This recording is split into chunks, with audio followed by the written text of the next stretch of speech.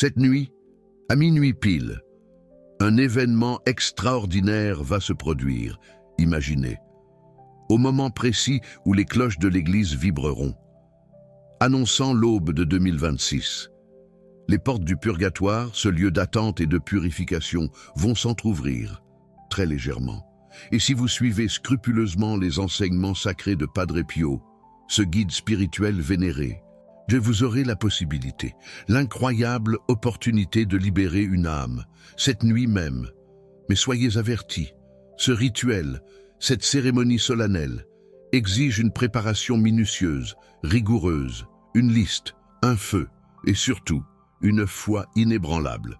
Si vous le réalisez incorrectement, non seulement il restera sans effet, mais vous courez le risque, le danger d'attirer des entités obscures, tapis dans l'ombre, qui n'attendent qu'une seule chose, votre erreur, votre faiblesse. Dans les minutes qui suivent, je vais vous révéler avec une précision chirurgicale ce que Padre Pio, ce saint homme, enseignait à faire lors de la nuit du Nouvel An, un rituel secret, précieusement gardé, que les frères capucins pratiquaient en silence à San Giovanni Rotondo, mais qu'ils n'ont jamais, au grand jamais, osé publier officiellement. Vous allez enfin comprendre la raison profonde, la signification spirituelle pour laquelle brûler une liste à minuit peut radicalement changer le destin d'une âme pour l'éternité. Restez attentifs jusqu'à la toute fin, car le dernier élément de ce rituel est celui que personne, absolument personne, ne mentionne jamais. Et pourtant, il est de loin le plus important, le plus essentiel. Padre Pio avait une relation unique, privilégiée, avec les âmes qui erraient dans le purgatoire. Il les voyait de ses propres yeux. Il leur parlait, comme il vous parlerait à vous. Il sentait leur présence, aussi intensément que vous sentez la présence d'une personne assise juste à côté de vous, dans cette pièce. Pour lui, le voile ténu, impalpable, entre le monde des vivants et celui des morts, n'existait presque pas. C'était une simple membrane, fine, perméable, et particulièrement lors de certaines nuits sacrées de l'année, des nuits chargées de signification spirituelle. Et la nuit du Nouvel An était sans aucun doute l'une des plus importantes, l'une des plus puissantes. Pourquoi cette nuit en particulier? Parce que c'est un moment de transition, un passage obligé. L'ancienne année s'éteint doucement, emportant avec elle ses joies et ses peines, ses espoirs et ses regrets. La nouvelle année, elle, naît pleine de promesses et d'incertitudes. Et dans ce passage délicat, dans cet entre-deux, là où le temps semble suspendu, les dimensions spirituelles se rapprochent dangereusement. Les barrières qui séparent les mondes s'amincissent, se fragilisent. Ce qui est normalement impossible devient soudainement possible, envisageable. Padre Pio disait avec une conviction profonde que pendant ces quelques minutes précieuses, autour de minuit, les prières, nos supplications ont une puissance, une force multipliée, comme si le ciel, dans son infinie bonté, se rapprochait de la terre, comme si les oreilles de Dieu, attentives et miséricordieuses, étaient tournées vers nous avec une attention toute particulière. Mais il y a un problème, un obstacle. La plupart des gens gaspillent cette nuit sacrée à faire la fête, à s'enivrer de champagne, à admirer des feux d'artifice éphémères, à embrasser des inconnus, sans même y penser, pendant que les portes du ciel s'entr'ouvrent avec une grâce infinie. Ils sont absorbés, consumés par des futilités terrestres, par des plaisirs éphémères, et les âmes oubliées, qui errent dans le purgatoire, attendent patiemment. Elles espèrent ardemment que quelqu'un. Un seul être humain va penser à elle, se souvenir d'elle, que quelqu'un va saisir cette opportunité divine pour les aider, les soulager. Mais année après année, elles sont déçues, amèrement déçues. Leur espoir s'éteint doucement. Padre Pio pleurait sincèrement quand il en parlait.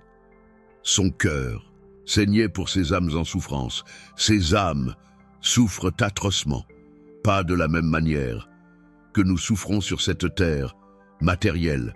Leur souffrance est celle de l'attente, une attente insurmontable, une attente infinie, l'attente angoissante de la vision béatifique, de la présence divine complète, de la lumière éternelle. Et chaque seconde de cette attente est une éternité, une agonie sans fin. Mais vous pouvez les aider, les délivrer de leur chaîne, cette nuit, à minuit, avec une simple liste et un feu purificateur. Voici comment. Prenez une feuille de papier blanc, immaculé, pas de papier recyclé, souillé par le passé, pas de papier à motifs, distrayant et futile, du papier blanc, pur, immaculé, comme la neige fraîchement tombée. Ce papier représente, symbolise l'intention pure, sincère, désintéressée, que vous allez offrir à Dieu avec un cœur ouvert. Sur ce papier, vous allez écrire, avec une foi profonde, 3 choses essentielles. Premièrement, les noms des défunts pour lesquels vous souhaitez prier ardemment. Vos parents disparus trop tôt, vos grands-parents qui vous ont tant aimé, vos amis décédés, emportés par la maladie ou l'accident, toute personne qui vous a marqué profondément et qui pourrait se trouver, à l'heure qu'il est, dans le purgatoire. Ne mettez pas plus de 7 noms, pas un de plus. 7 est le nombre sacré, le nombre de la perfection divine. Au-delà, vous diluez votre intention, vous dispersez votre énergie spirituelle. Deuxièmement, une intention spécifique, précise, pour chaque nom inscrit sur cette liste. Pas juste le repos de leur âme, de manière générique, vague, non, quelque chose de précis, de personnel. Si votre père était un homme colérique, souvent emporté par la colère, demandez avec ferveur la guérison, la libération de cette colère, dans l'au-delà, dans l'éternité. Si votre grand-mère gardait des rancunes, des amertumes au fond de son cœur, demandez humblement la libération de ces chaînes, de ces liens toxiques. Padre Pio disait avec sagesse que les intentions précises, perçant le ciel plus facilement, plus rapidement, que les intentions vagues, imprécises. Troisièmement, votre propre engagement, votre propre sacrifice, ce que vous êtes prêt à offrir en échange de cette grâce, de cette faveur divine, un jeûne de quelques jours, une neuvaine, récitée avec dévotion, une visite au cimetière, chaque mois, pendant une année entière, quelque chose de concret, de tangible, qui vous demande un effort réel.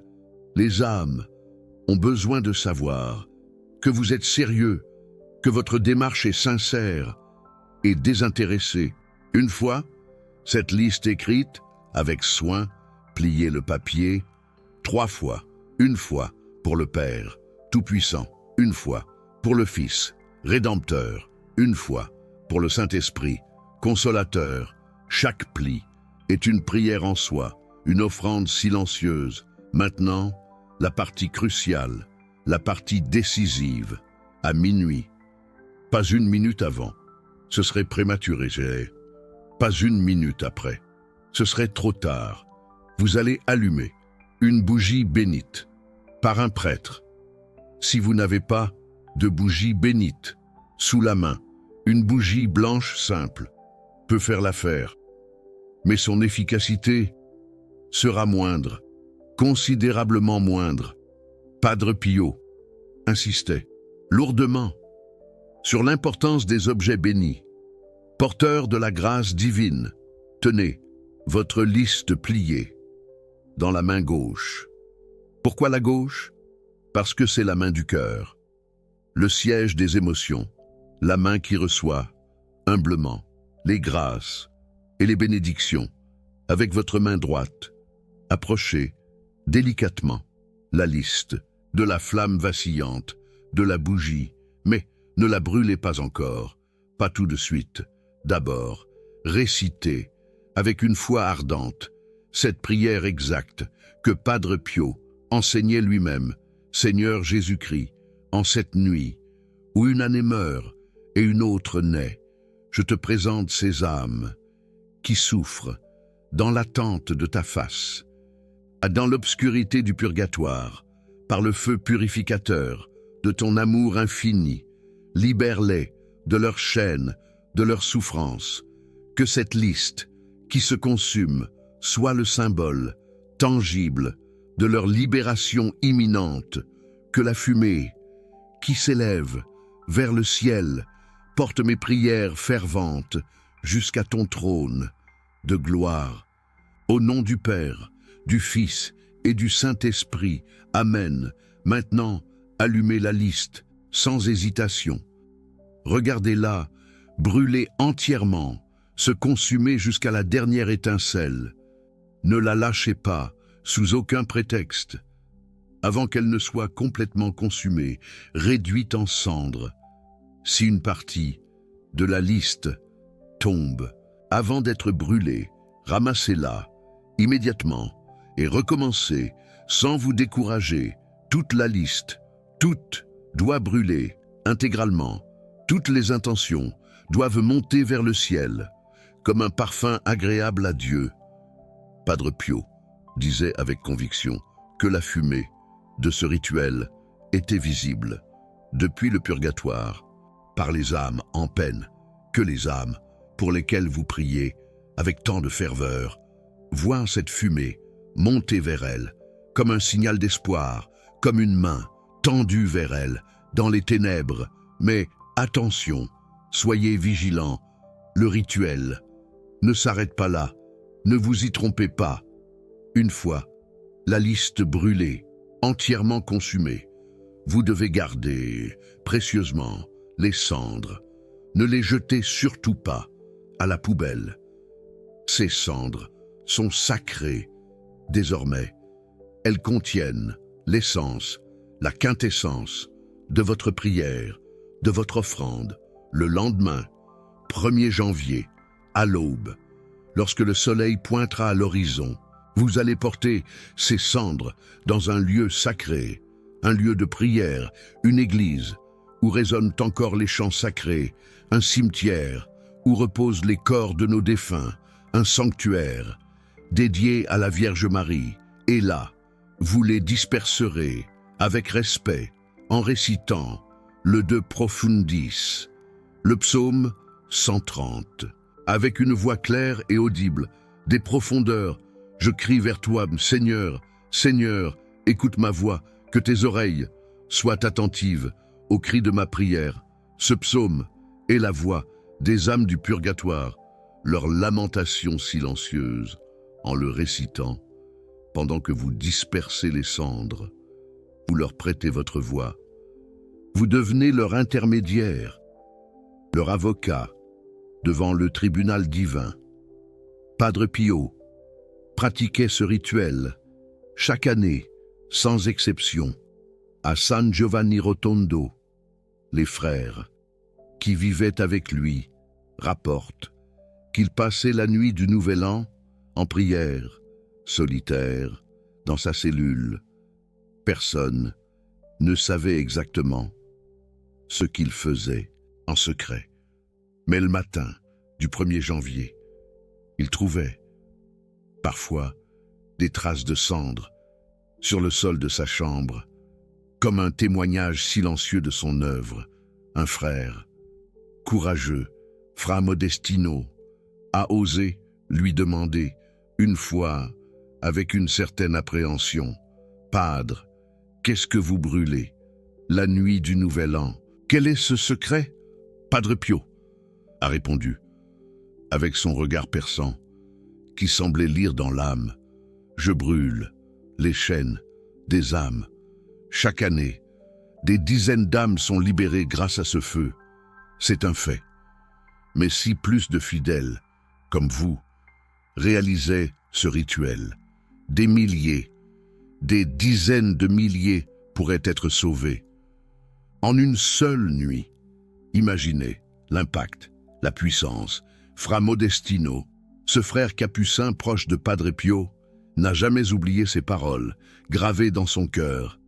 Il a lui-même pratiqué ce rituel, avec ferveur, jusqu'à sa mort, en 1993, une vie entière dédiée à aider les âmes. Mais il y a quelque chose d'essentiel que je ne vous ai pas encore dit, un détail capital que peu de gens connaissent.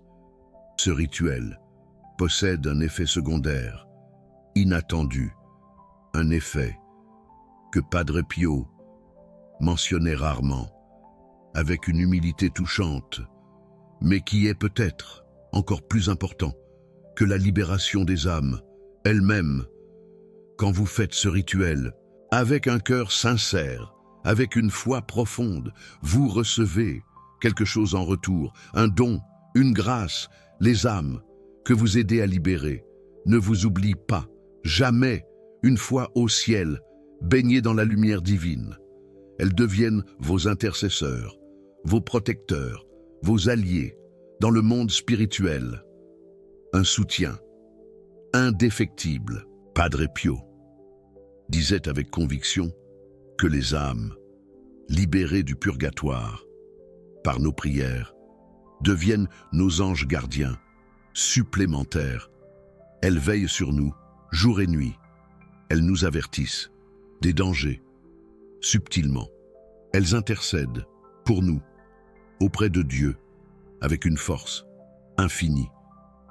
Imaginez, chaque année, vous pouvez libérer plusieurs âmes, peut-être 5, peut-être 10, en 10 ans.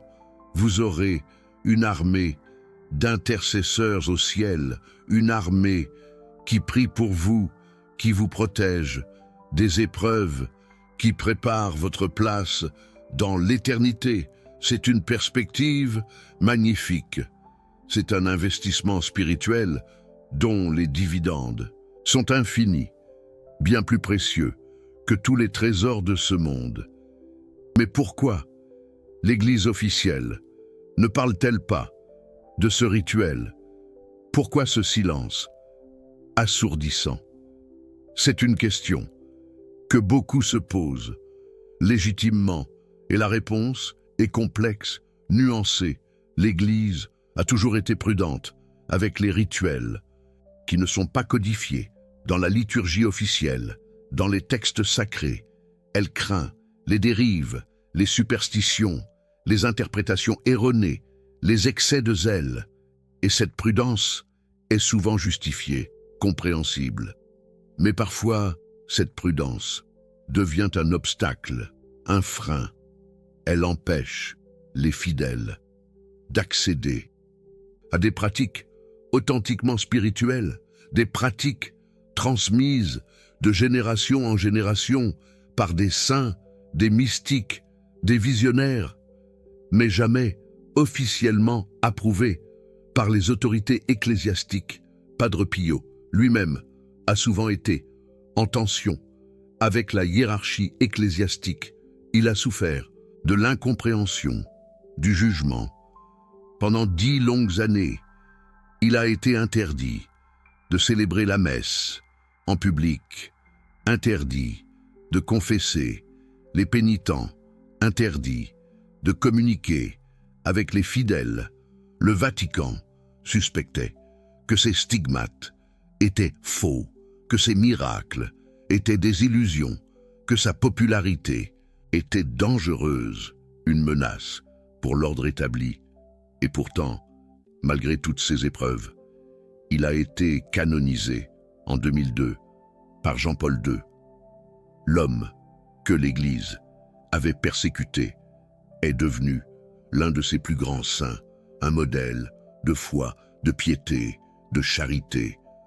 Ce rituel du Nouvel An fait partie de cet héritage, incontroversé, ambigu, transmis de bouche à oreille par les frères capucins, pratiqué par les fidèles, les plus dévoués, les plus fervents, mais jamais officiellement reconnu ni validé par Rome.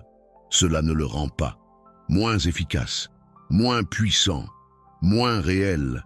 Au contraire, parfois, les pratiques les plus puissantes, les plus transformatrices, sont souvent celles qui échappent à l'institution, celles qui viennent directement de l'expérience mystique, du contact direct avec le divin, sans être filtrées par les comités et les commissions bureaucratiques. Padre Pio n'attendait pas la permission de Rome. Pour aider les âmes, il agissait avec courage, avec détermination, avec amour, et ses actions produisaient des fruits que personne ne pouvait nier, des miracles, des conversions, des guérisons. Vous pouvez faire de même. Cette nuit, saisir cette opportunité unique, mais je dois vous avertir d'un danger, d'un risque non négligeable. Ce rituel exige une disposition intérieure, appropriée, adéquate. Vous ne pouvez pas le faire si vous êtes en état de péché mortel, si votre conscience est chargée. Vous ne pouvez pas le faire si vous avez de la haine dans le cœur, du ressentiment, de la vengeance. Vous ne pouvez pas le faire si votre intention est égoïste, si vous cherchez uniquement votre propre intérêt.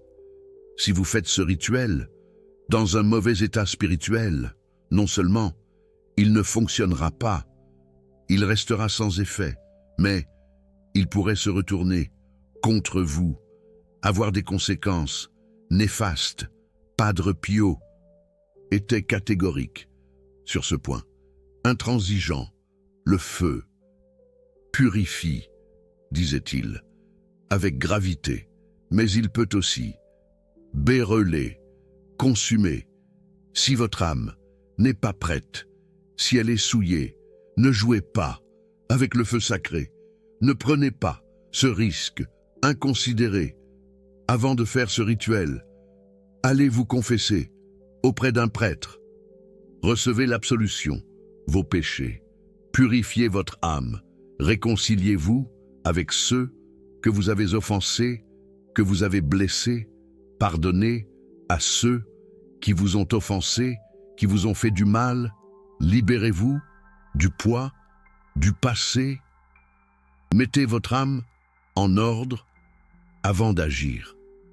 Et si vous ne pouvez pas, vous confessez. Avant minuit, si vous n'en avez pas le temps, reportez le rituel. Ne vous précipitez pas. Il vaut mieux ne pas le faire du tout que de le faire mal, à moitié. Les âmes du purgatoire peuvent attendre. Elles ont l'éternité devant elles, mais votre âme, elle, est en jeu, maintenant, immédiatement. Votre salut dépend de vos choix. Maintenant, laissez-moi vous raconter une histoire vraie, que peu de gens connaissent, une histoire poignante, édifiante. En 1958, une femme, originaire de Naples, en Italie, est venue voir Padre Pio. Elle s'appelait Lucia Mancini. Son mari, Marco, était mort 2 ans plus tôt, dans un accident de travail. Une tragédie. Depuis, elle était hantée par des rêves terrifiants où il apparaissait, souffrant visiblement, incapable de parler, de s'exprimer, tendant les mains vers elle, comme pour demander de l'aide, Un appel désespéré. Lucia ne savait pas quoi faire. Elle priait pour lui, avec ferveur. Elle faisait dire des messes en sa mémoire. Elle allumait des cierges à l'église. Mais les rêves continuaient, inlassablement. Son mari semblait toujours en détresse. Elle est venue à San Giovanni Rotondo, en désespoir de cause, après avoir entendu parler des miracles de Padre Pio. Elle a attendu des jours avec patience pour avoir l'opportunité de le rencontrer. Et quand elle a finalement pu lui parler, elle lui a tout raconté, en pleurant, le cœur brisé. Padre Pio l'a écouté avec une patience infinie, une compassion profonde. Puis, il a dit quelque chose d'étonnant, de surprenant. Votre mari n'est pas au purgatoire. Il est dans un état intermédiaire, un lieu d'attente, mais pas de purification. Il est bloqué, prisonnier, par un secret, un péché, qu'il n'a jamais confessé de son vivant. Tant que ce secret n'est pas libéré, il ne peut pas avancer, il reste coincé. Lucia était stupéfaite, incrédule. Quel secret? Son mari ne lui avait jamais rien caché, du moins. C'est ce qu'elle croyait, naïvement. Padre Pio a fermé les yeux, comme pour se concentrer. Pendant un long moment, il est resté silencieux, en prière.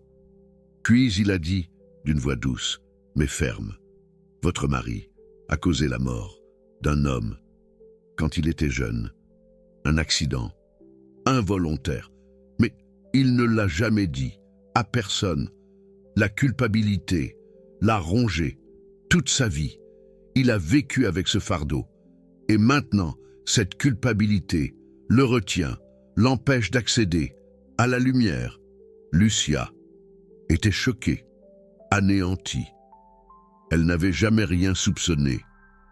Elle ignorait tout de ce passé douloureux. Padre Pio lui a donné des instructions précises, détaillées.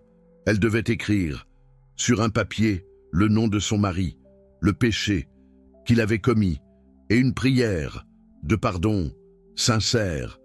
Puis, elle devait brûler ce papier, la nuit du Nouvel An, à minuit, en demandant à Dieu de libérer cette âme de sa culpabilité, de ses chaînes. Lucia a fait exactement ce que Padre Pio lui avait dit. Avec une foi inébranlable, elle a attendu, avec impatience, le 31 décembre, à minuit, précise.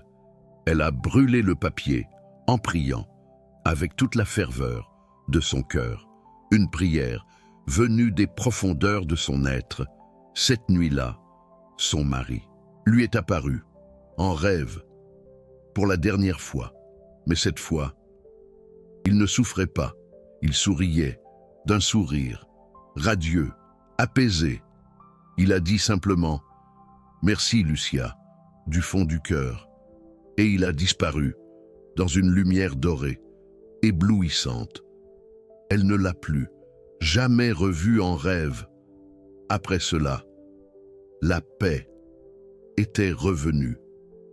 Dans son cœur, Lucia est retournée voir Padre Pio quelques mois plus tard pour le remercier avec effusion. Il lui a dit, avec un sourire bienveillant, « Votre mari est maintenant au purgatoire. Ce n'est plus l'entre-deux. Il avance progressivement vers le ciel. Continuez à prier pour lui avec constance. Et bientôt, il sera complètement libéré. Il rejoindra la lumière éternelle. » Cette histoire illustre un aspect crucial du rituel que je vous ai enseigné. Ce n'est pas seulement pour les âmes du purgatoire, celles qui se purifient, c'est aussi pour les âmes bloquées dans des états intermédiaires, celles qui n'arrivent pas à avancer, les âmes qui ne peuvent pas avancer à cause de péchés non confessés, de rancunes non pardonnées, de secrets jamais révélés qui les enchaînent. Le feu du nouvel an a le pouvoir de brûler ces chaînes, de libérer ce qui était retenu, d'ouvrir les portes de l'avancement spirituel, de permettre la guérison intérieure. Mais il y a autre chose d'important à comprendre.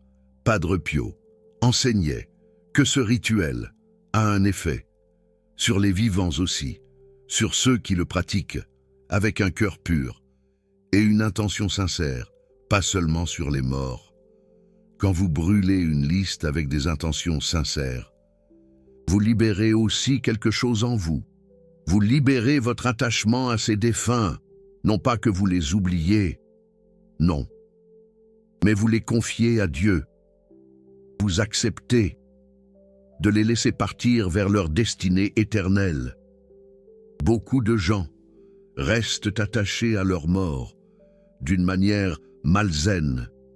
Ils ne peuvent pas avancer dans leur propre vie parce qu'ils sont trop occupés à pleurer le passé. Ils visitent le cimetière obsessivement. Ils parlent aux photos. Ils refusent de laisser partir. Ce rituel coupe ce lien excessif. Il maintient l'amour, mais libère l'attachement.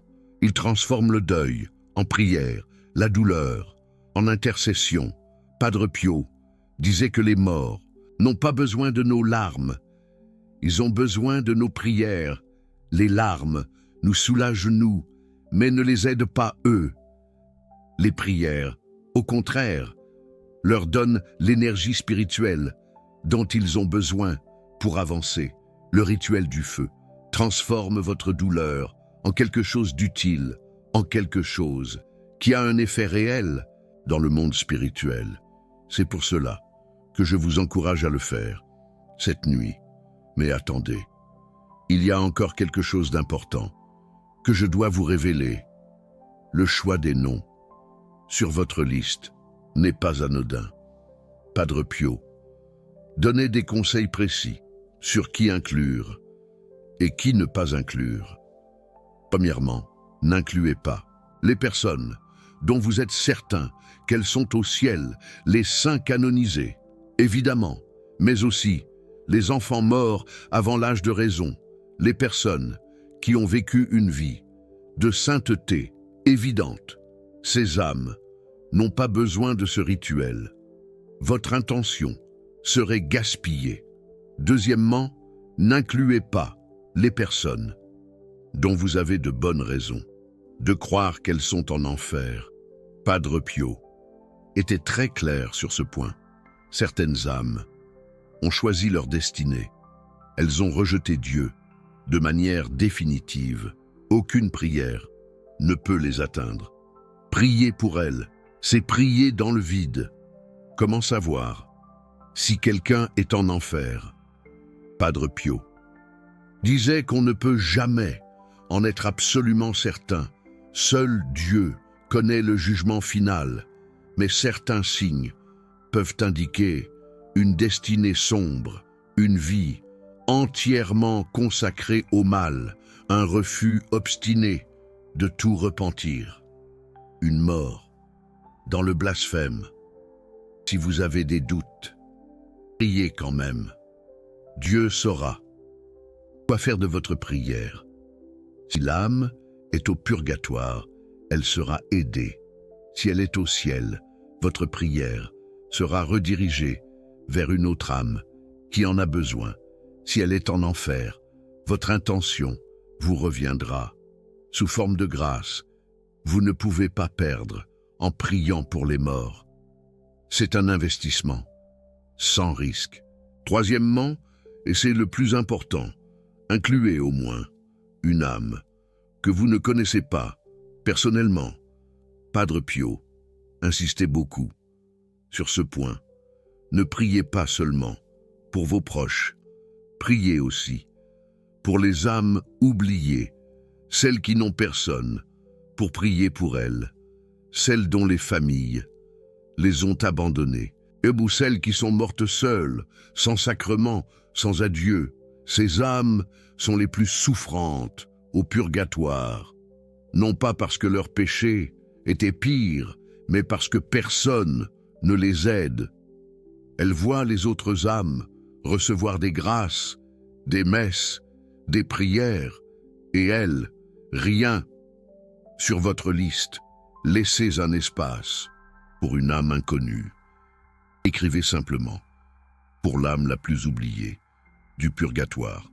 Dieu saura à qui appliquer cette intention. Et cette âme, une fois libérée, vous sera éternellement reconnaissante. Padre Pio racontait qu'une fois, une âme lui était apparue pour le remercier. C'était un soldat, mort pendant la Première Guerre mondiale. Un soldat dont personne ne se souvenait. Sa famille avait été décimée, ses amis étaient tous morts. Personne sur terre ne priait pour lui.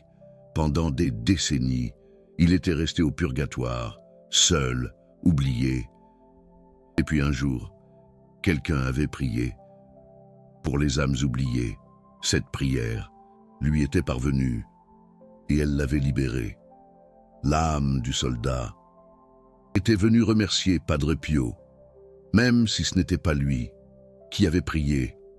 Elle voulait que quelqu'un sur terre sache que ces prières, pour les inconnus, ont un effet réel, qu'elles atteignent de vraies âmes, qu'elles changent de vraies destinées éternelles. Donc n'oubliez pas, sur votre liste, au moins un espace pour une âme inconnue. Maintenant, parlons des résultats que vous pouvez attendre de ce rituel. Padre Pio ne promettait pas de miracles visibles. Il ne disait pas que les morts vous apparaîtraient en rêve le lendemain pour vous remercier, bien que cela arrive parfois, comme dans le cas de Camille Dubois. Ce qu'il promettait, c'était un effet réel dans le monde invisible, une libération spirituelle qui ne se voit pas avec les yeux de chair, mais qui est absolument réelle.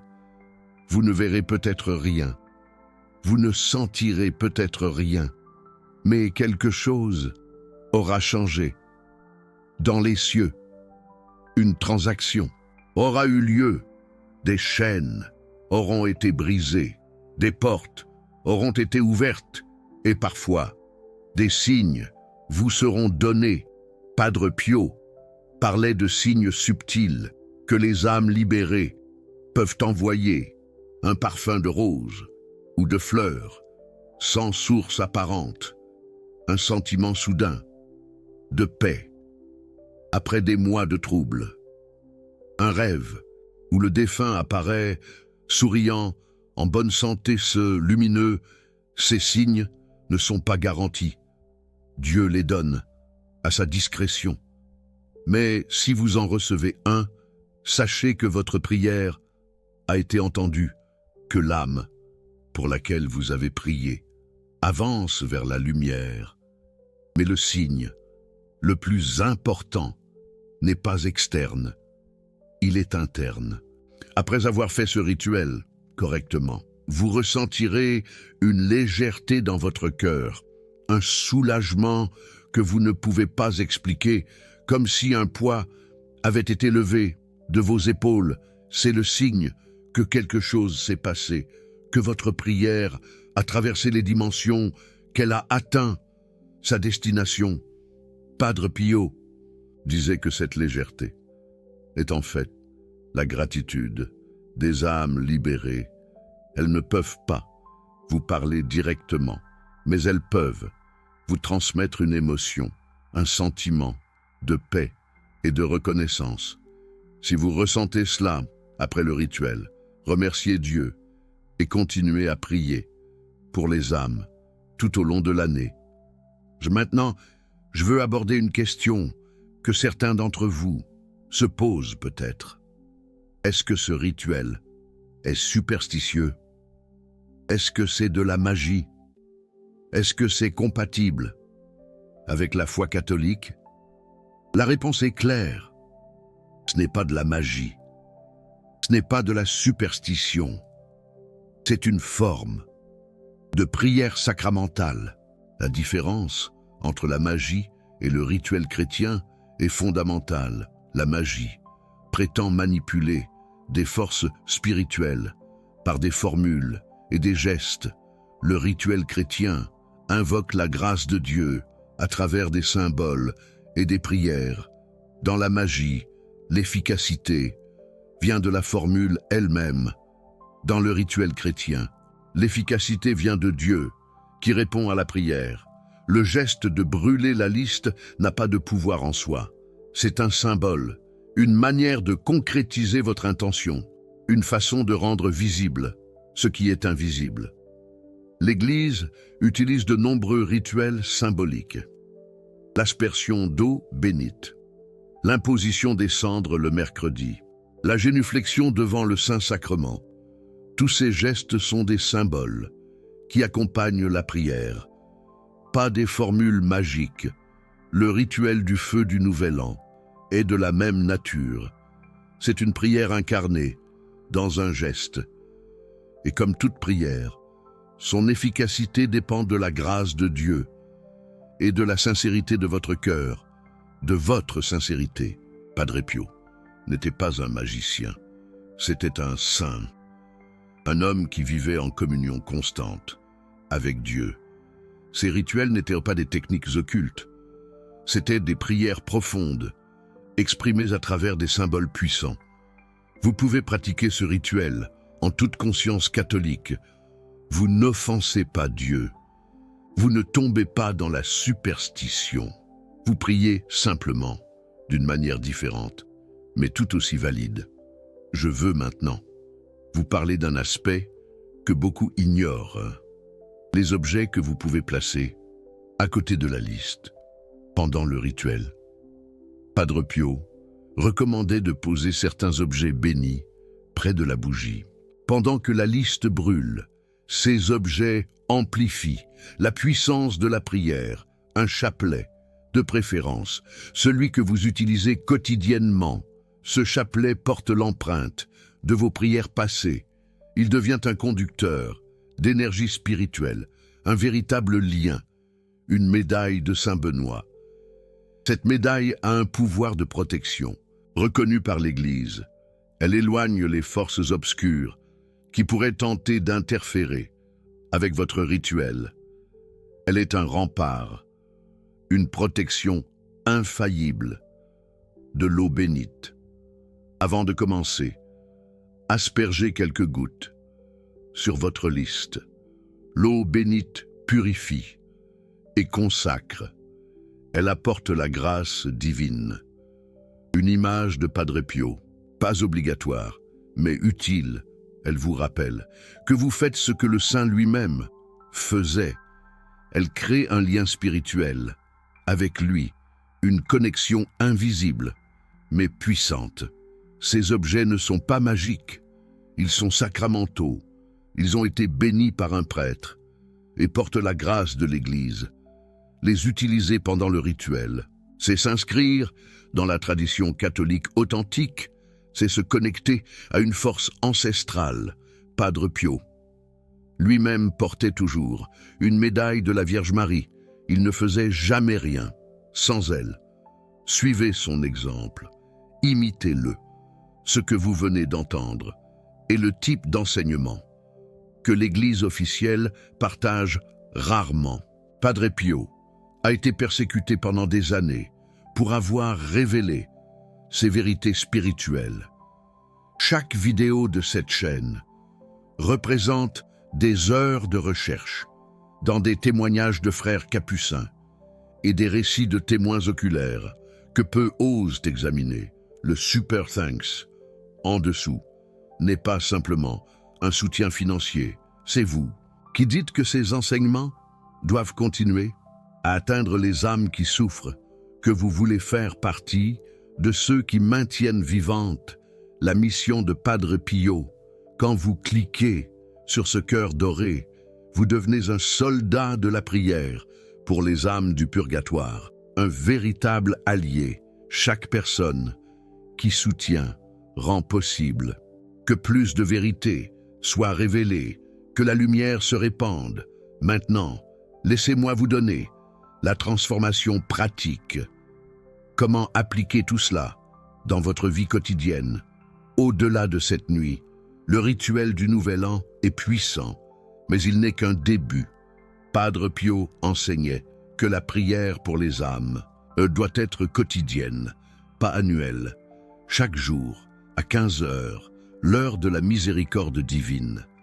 Prenez 1 minute pour prier pour les âmes du purgatoire. Une simple invocation suffit. Éternel repos, donne à leurs âmes, Seigneur, et que brille sur elles la lumière sans déclin. Cette prière courte, répétée chaque jour, a un effet cumulatif énorme. Sur une année, ce sont 365 intentions envoyées vers le purgatoire. Sur une vie, des dizaines de milliers. Padre Pio disait que l'homme qui prie quotidiennement pour les âmes libère plus d'âmes que celui qui fait un grand rituel une fois par an, puis oublie. La constance est plus importante que l'intensité. La régularité est essentielle, mais le rituel du Nouvel An reste important. Il marque le début, il concentre l'intention, il crée un moment sacré qui vous rappelle, tout au long de l'année, pourquoi vous priez, pour qui vous priez. Faites-le cette nuit, puis continuez chaque jour et l'année prochaine. Et faites-le à nouveau, et ainsi de suite, jusqu'à votre propre mort, jusqu'à la fin. Quand vous arriverez au jugement, les âmes que vous avez aidées témoigneront en votre faveur. Elles diront au juge suprême comment vous les avez aidées dans leurs moments de besoin, comment vous avez pensé à elles quand le monde les oubliait. Et ce témoignage pourrait faire toute la différence pour votre propre destinée éternelle, pour votre salut. Un dernier conseil, avant de terminer. Si vous faites ce rituel en famille, c'est encore plus puissant. Padre Pio disait que les prières familiales ont une force particulière quand plusieurs personnes prient ensemble pour les mêmes intentions. Les cieux s'ouvrent plus facilement, plus grandes. Réunissez votre famille cette nuit, pas autour de la télévision, pas autour du champagne, autour d'une bougie, chacun avec sa liste, chacun avec ses intentions. À minuit, brûlez vos listes ensemble, priez ensemble, et ensemble, libérez des âmes, ensemble. Sauvons des âmes. C'est ainsi que les familles chrétiennes, des siècles passés, célébraient le Nouvel An, pas dans la fête et le bruit, mais dans la prière et le silence, dans la communion avec les morts et avec Dieu, dans la ferveur. Revenez à cette tradition. Elle est plus puissante que tous les feux d'artifice du monde, plus éclatante. Je veux aussi vous parler des erreurs à éviter absolument pendant ce rituel. La première erreur est de le faire dans la précipitation. Padre Pio disait que les prières faites à la hâte ne montent pas vers le ciel. Elles restent au niveau du sol. Si vous faites ce rituel entre 2 verres de champagne, en jetant un œil à la télévision, vous perdez votre temps. Consacrez au moins 30 minutes de silence et de recueillement, d'intimité. La deuxième erreur est de mettre trop de noms sur la liste. J'ai dit 7 maximum, mais même 7 peut être trop. Si vous ne pouvez pas maintenir une intention focalisée pour chacun, mieux vaut 3 noms avec une prière intense que 7 noms avec une attention dispersée. La concentration est primordiale. La troisième erreur est de ne pas croire vraiment que le rituel fonctionne. Padre Pio était catégorique. La foi est la condition sine qua non de toute prière efficace. Si vous faites ce rituel par curiosité, par superstition ou en doutant de son effet, vous bloquez vous-même.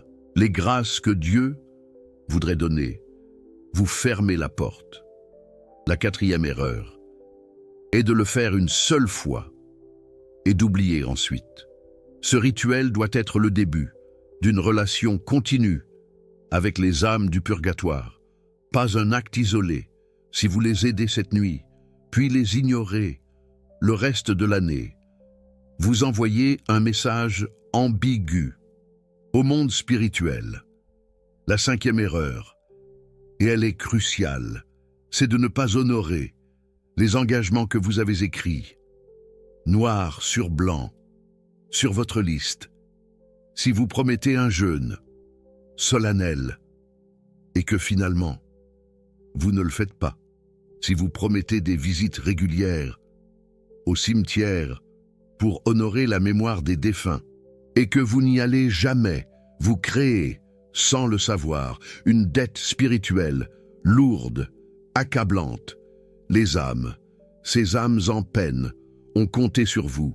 Elles ont placé leur espoir, fragile, entre vos mains. Les décevoir, les trahir, a des conséquences inévitables. Padre Pio, ce saint homme, voyait de ses propres yeux des gens, comme vous et moi, qui faisaient des promesses vides, des vœux pieux aux âmes du purgatoire. Il les avertissait sévèrement. Il leur disait, avec une gravité implacable, « Ces âmes se souviennent, elles n'oublient rien. Elles gardent précieusement, en mémoire, chacune de vos paroles, chacun de vos engagements. Et quand, le moment venu, vous arriverez vous-même au purgatoire, vous devrez rendre des comptes à chacune d'elles. Alors, prenez ce rituel très au sérieux. Ne le considérez pas comme un simple jeu, une tradition folklorique, dénuée de sens. C'est une affaire éternelle, une question de vie et de mort spirituelle. Un autre point essentiel concerne le timing exact, l'heure précise à laquelle vous devez agir. J'ai dit minuit, mais soyons encore plus précis. Le moment idéal, le moment parfait, c'est les 12 coups de minuit, pendant que les cloches de l'église résonnent dans toute la ville, pendant que le monde entier passe solennellement. D'une année à l'autre, si vous commencez à réciter la prière sacrée, ce quelques secondes, à peine, avant minuit, et que vous allumez la liste, précieusement préparée, exactement, au 12e coup, vous captez, vous attirez, vous absorbez le maximum d'énergie spirituelle émanant de ce moment unique, de cette transition magique. Padre Pio était obsédé par le timing, par la précision. Il commençait ses messes à l'heure exacte, sans jamais tolérer le moindre retard. Il récitait ses prières selon un horaire strict, immuable. Il savait intimement que le temps possède une dimension spirituelle cachée, profonde, mystérieuse, que certains moments sont plus propices que d'autres pour agir, pour prier, pour entrer en contact avec le divin. Le passage d'une année à l'autre est indéniablement l'un de ces moments sacrés. Saisissez-le avec une précision chirurgicale, avec une foi inébranlable. Cette nuit, à minuit, au moment précis où le monde bascule dans une nouvelle année, qu'allez-vous faire? Concrètement, allez-vous, comme la majorité, boire du champagne, pétillant, et regarder, passivement, des feux d'artifice, éphémères, illuminer le ciel, pendant quelques secondes, fugitive, ou allez-vous saisir, avec courage, cette opportunité unique, cette chance divine de libérer des âmes en souffrance et de vous constituer ainsi une armée d'intercesseurs puissants au ciel. Le choix vous appartient entièrement. Mais souvenez-vous toujours de ce que Padre Pio répétait sans cesse, avec une conviction profonde. Les opportunités manquées ne reviennent jamais, elles s'envolent à jamais. Et l'année prochaine, vous serez peut-être mort, vous serez peut-être l'âme désespérée qui attend avec impatience que quelqu'un sur terre prie sincèrement pour elle, et vous regretterez amèrement chaque occasion, chaque chance, ou que vous avez gaspillé dans votre vie terrestre. Alors, faites ce rituel cette nuit, sans hésitation, sans tergiversation. Votre avenir éternel en dépend, peut-être, plus que vous ne le pensez, dans les commentaires, juste en dessous de cette vidéo. Dites-moi, sincèrement, si vous allez faire ce rituel cette nuit, et si vous l'avez déjà fait. Les années précédentes, racontez-nous en détail ce qui s'est passé, quels ont été vos ressentis, vos expériences, vos témoignages, poignants, sincères, peuvent inspirer, encourager les autres à agir, à prier, à espérer que Dieu, dans son infinie bonté, vous bénisse abondamment et que les âmes du purgatoire reçoivent avec joie vos prières sincères cette nuit. N'oubliez pas, surtout pas, de partager généreusement cette vidéo avec ceux qui ont perdu des êtres chers. Une âme pourrait être libérée grâce à vous, grâce à votre geste altruiste, désintéressé. Nous nous reverrons très bientôt dans la prochaine vidéo. Prenez soin de vous et que la paix soit avec vous.